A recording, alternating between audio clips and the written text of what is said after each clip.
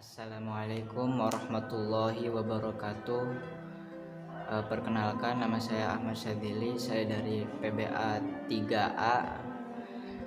Pada kesempatan kali ini saya akan menjelaskan atau membahas sedikit tentang pemerolehan dan pembelajaran bahasa.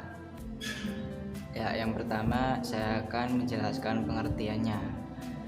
Pemerolehan bahasa secara sederhana dapat diartikan sebuah proses yang berlangsung di dalam otak kanak-kanak semasa ia mendapatkan bahasa pertamanya.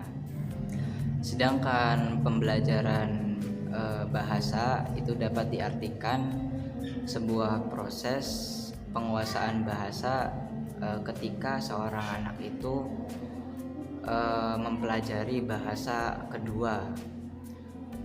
Nah, dapat disimpulkan juga bahwa pemerolehan bahasa itu berkaitan dengan bahasa pertama atau bahasa ibu, sedangkan pembelajaran bahasa itu berkaitan dengan bahasa kedua. Nah, selanjutnya saya akan menjelaskan sedikit tentang persamaan dari kedua istilah tersebut. Di antara persamaannya yaitu praktek.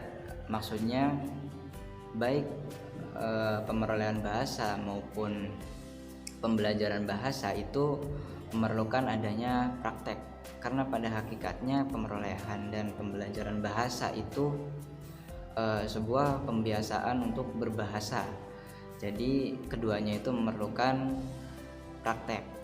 Nah, di antara persamaannya juga yaitu meniru.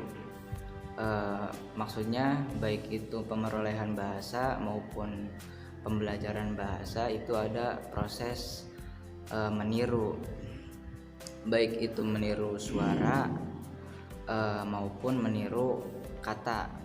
Nah, di antara persamaannya juga yaitu mempelajari kaidah-kaidah bahasa. Nah, masing-masing bahasa itu memiliki kaidah-kaidah tertentu. Maka dalam proses baik itu proses pemerolehannya maupun pembelajarannya itu diperlukan adanya pemahaman atau pembelajaran tentang kaidah-kaidah bahasa tersebut. Selanjutnya saya akan menjelaskan atau memaparkan beberapa perbedaan dari pemerolehan bahasa dan pembelajaran bahasa. Beberapa perbedaan tersebut bisa kita lihat dari gambar berikut. Nah, untuk pemerolehan bahasa itu biasanya berkenaan dengan bahasa pertama, sedangkan pembelajaran bahasa itu biasanya berkenaan dengan bahasa kedua atau selain bahasa ibu. Ya, perbedaan selanjutnya yaitu bahwa dalam proses pemerolehan bahasa itu dilakukan secara bawah sadar atau tidak disengaja.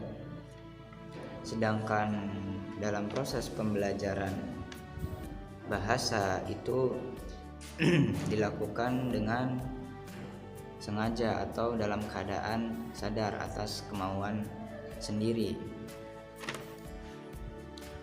Ya, perbedaan selanjutnya yaitu bahwa pemerolehan bahasa itu merupakan proses mengetahui. Artinya dalam memperoleh suatu bahasa kita itu lebih banyak pengenalan kata-kata, sedangkan pembelajaran bahasa itu merupakan proses memahami lebih dari pengenalan kata-kata, seperti mendalami makna kata tersebut dan lain sebagainya. Kedudukan bahasa Arab di madrasah-madrasah Indonesia jika dikaitkan dengan pembahasan ini, yaitu pemerolehan bahasa dan pembelajaran bahasa, maka kedudukannya itu merupakan bahasa yang dipelajari, karena bagi pelajar-pelajar di Indonesia, bahasa Arab itu bukan merupakan bahasa ibu bagi mereka. Nah, bahasa Arab dapat dikategorikan sebagai bahasa yang diperoleh itu ketika bahasa Arab itu merupakan bahasa pertama atau bahasa ibu bagi si penutur. Ya, mungkin itu saja yang bisa saya sampaikan mengenai pembahasan ini. Atas kesalahan dan kekurangannya mohon dimaafkan. Wallahul muwaffiq ila aqwamit thoriq. Wassalamualaikum warahmatullahi wabarakatuh.